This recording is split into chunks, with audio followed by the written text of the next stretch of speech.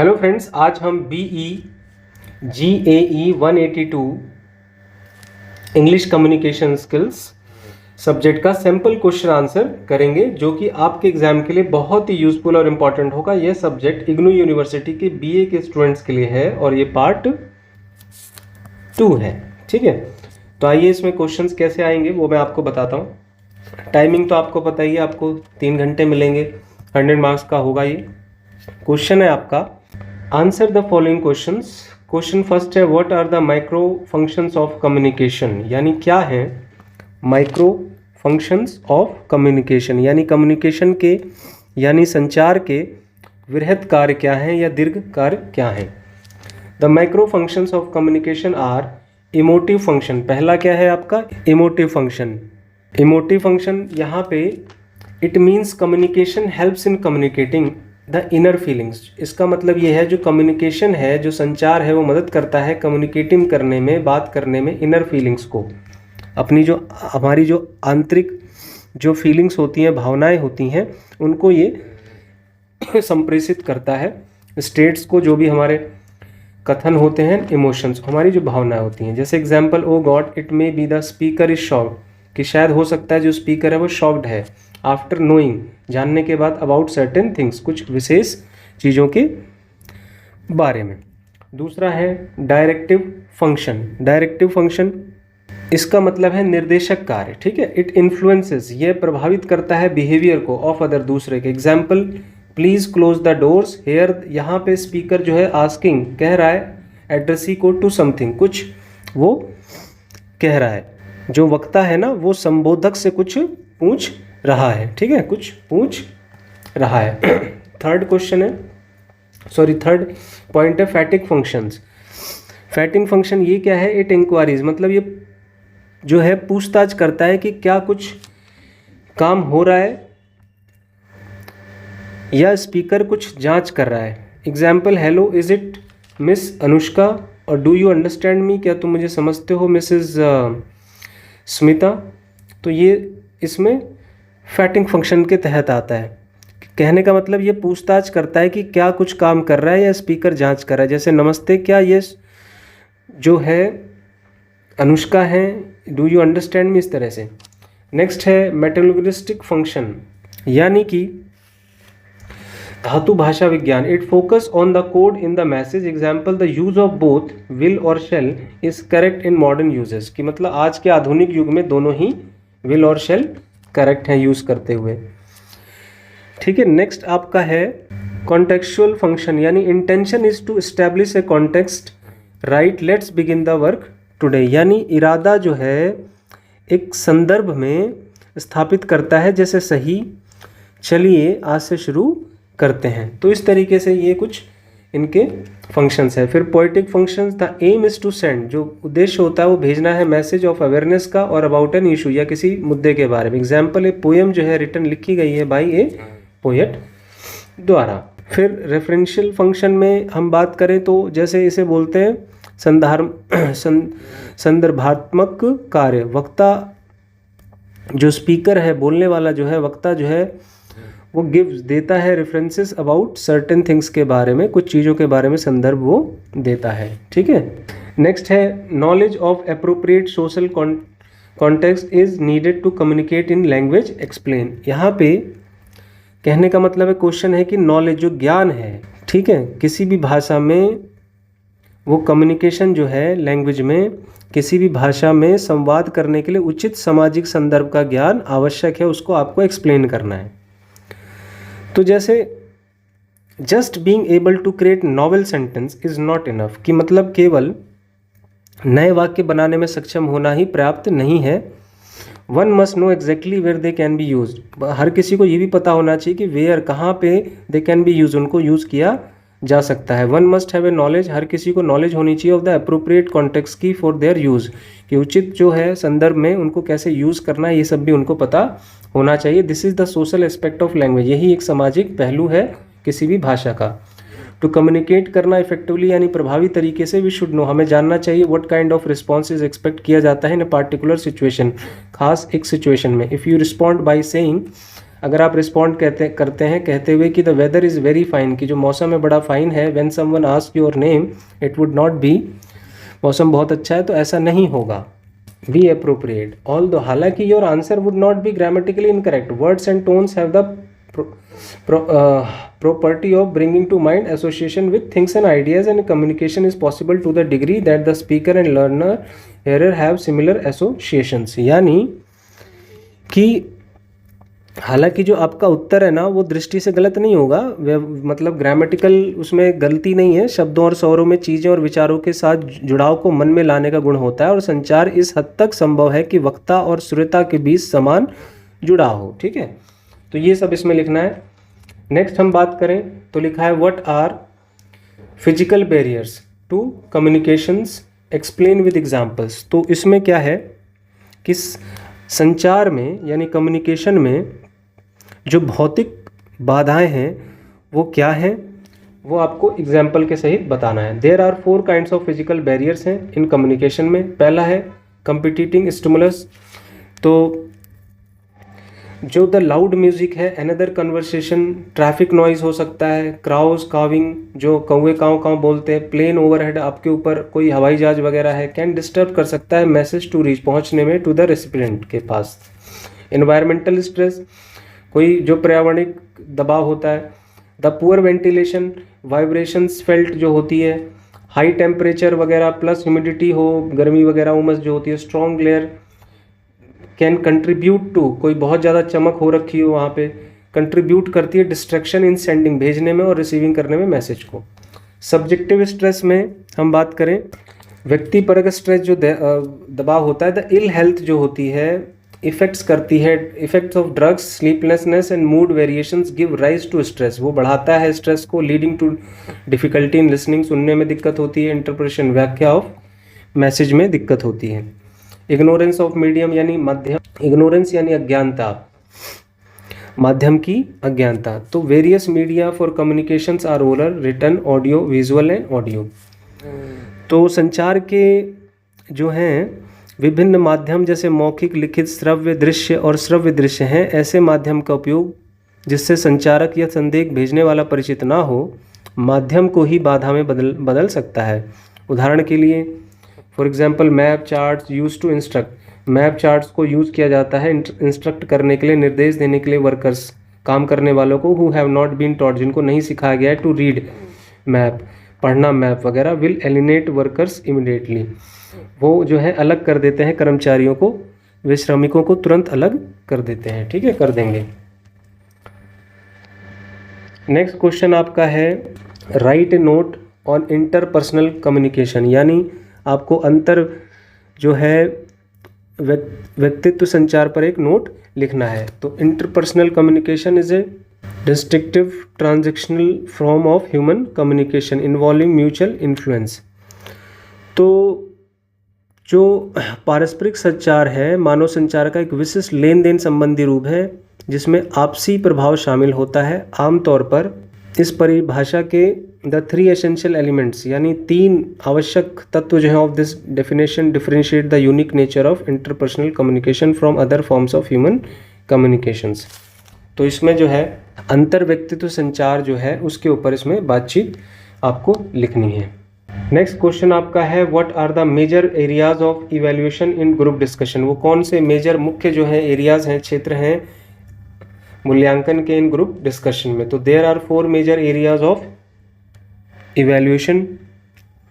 तो यहाँ पे 2 जो हैं, देयर आर 4 मेजर यानी 4 मेजर एरियाज हैं ऑफ इवैल्यूएशन के in selection. GD subject knowledge होना चाहिए, oral communication skill, leadership skills and team management. Subject knowledge तो इन्हें जीडी यानी ग्रुप डिस्कशन में पार्टिसिपेंट जो है आर एसेस, उनको एसेस किया जाता है, उनको जांचा जाता है अबाउट देयर नॉलेज, उनकी नॉलेज के बारे में, ऑन द टॉपिक पे जो भी टॉपिक होता है ऑन विच जिस पर they are suppose to speak, जिन पर उनको बोले जाना है। द ग्रेटर योर नॉलेज, जितनी ज़्यादा नॉलेज आपकी होगी सब्जेक्ट पे, the more enthusiastic and confident you will be during the discussion, उतना ही ज़्यादा तुम जोश में दिखोगे, कॉन्फिडेंट आत्मविश्वासी दिखोगे डिस्कशन के दौरान। वंस एक बार यू हैव अंडरस्टूड, आपने समझ लिया द टॉपिक और इशू या मुद्दा, you should be able to generate, तो आप लायक होने चाहिए जनरेट करने के, बनाने के ideas, as well as organize, और उनको ऑर्गेनाइज यानी संगठित करना है उनको, so that you present it well, ताकि आप उसको अच्छे से प्रस्तुत कर सके। तो इसमें ये लिखना है। ओरल कम्युनिकेशन स्किल्स में हम बात करें, इसमें आपको कम्युनिकेशन स्किल जो है इज ऑल्सो इम्पॉर्टेंट है एज विदाउट एक्सप्रेशन, बिना एक्सप्रेशन के the knowledge is of no use, knowledge आपकी यूजफुल नहीं होगी। As the exchange of ideas in a group discussion take place through speech, अगर वो स्पीच के थ्रू अगर वो होती नहीं है ग्रुप डिस्कशन में। One of the requisite of success in GD, जो आवश्यक चीज़ है सक्सेस होने के लिए जीडी में, इज द एबिलिटी, वो एबिलिटी है स्पीक, बोलने की, confidently and convincingly. Good communication skills include है एक्टिव लिसनिंग, कि आपको एक्टिव लिसनिंग भी होनी चाहिए आपके अंदर, सुनने का भी एक अच्छी आपकी पकड़ होनी चाहिए। कई बार हम सुनते नहीं है ढंग से या समझ नहीं पाते, उससे फिर हम बोल भी नहीं पाते। Clarity of thought expression, apt language, उचित लैंग्वेज आपकी होना चाहिए, प्रॉपर नॉन वर्बल क्लूज होना चाहिए, ठीक है। उपयुक्त भाषा, उचित गैर मौखिक, ये सारी चीज़ें आपके अंदर होनी चाहिए। नेक्स्ट है listening skills. Listening is as important, listening सुनना भी उतना इंपॉर्टेंट है जितना स्पीकिंग है इन जीडी में। अनलेस यू लिसन, जब तक तुम सुनते नहीं हो यू कैन नॉट कंट्रीब्यूट, आप कंट्रीब्यूट नहीं कर सकते to the stated purpose of communication, communication का जो उद्देश्य है उसको आप उसमें सहयोग नहीं कर सकते। Clarity of thought and expression, तो क्लैरिटी, स्पष्टता होनी चाहिए आपके विचारों में और एक्सप्रेशन में। Clarity is the art of making your self clear to the audience, जो क्लैरिटी है वो भी एक कला है बनाने की अपने आप को क्लियर, स्पष्ट टू द ऑडियंस के प्रति। ओनली व्हेन, केवल जब योर एक्सप्रेशन आर क्लियर, जब आपका एक्सप्रेशन क्लियर है, यू कैन कन्विंस, तो आप कन्विंस कर सकते हो योर टीम को और पैनल को, मोर देन वर्ड्स, शब्दों से ज़्यादा। It is the tone in which they are spoken that convey the message. और you should not be too loud, आपको ज़्यादा लाउड नहीं होना, ना टू सॉफ्ट होना है, ठीक है। तो ये सारी इस चीज़ में है। प्रॉपर लैंग्वेज में the flow of language should भी स्मूथ होना चाहिए। यूज़ सिंपल लैंग्वेज आपको यूज़ करनी है। अवॉइड लॉन्ग सेंटेंस, आपको लंबे लंबे सेंटेंसेस वाले वर्ड नहीं यूज़ करने, लाइनें नहीं यूज़ करनी। अप्रोप्रिएटनेस ऑफ लैंग्वेज, जो लैंग्वेज भाषा का एक उचित जो डिमांड होती है वही। That should be no error of grammar, grammar की कोई एरर नहीं होनी चाहिए।